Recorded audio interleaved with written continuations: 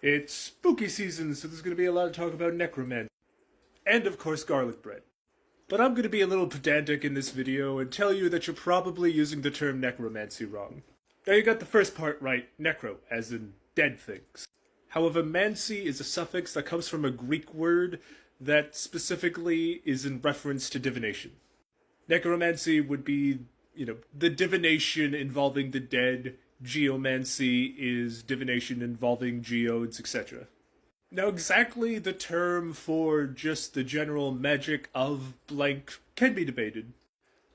However, it tends to be the suffix tergi, which effectively means to work, also from a Greek word. Using bones for divination is osteomancy, so throwing bones falls under that. And scapulomancy is the usage of shoulder blades for divination. My oldest is hungry after all this knowledge, aren't you, boy? So tasseomancy is obviously one of the ways to use coffee for divination. Now, I personally don't drink coffee because I'm addicted to enough substances, but I was taught a way to use coffee for divination that isn't technically tasseomancy. And in this form of divination, you're reading the bubbles of it.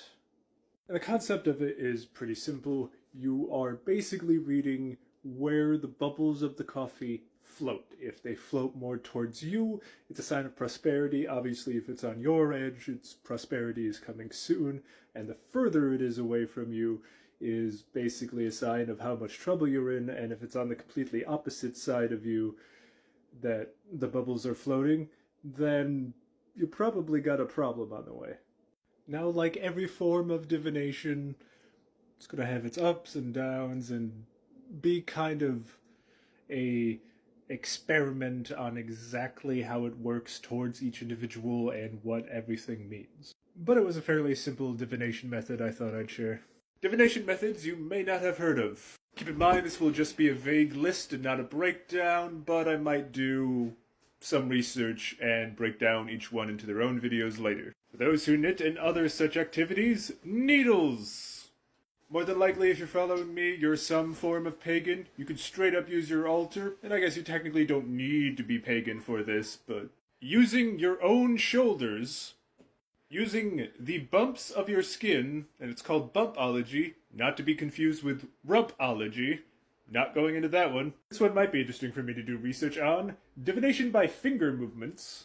Divination by folding paper. By feelings of fear. There's, you get cut off a little bit, but uromancy, which is using urine. Phallomancy, which I'm sure you can guess what that's about. Divination through blowing, giving it the haktua. Divination through old shoes and other bodily excretions, and even divination through looking over one's shoulder.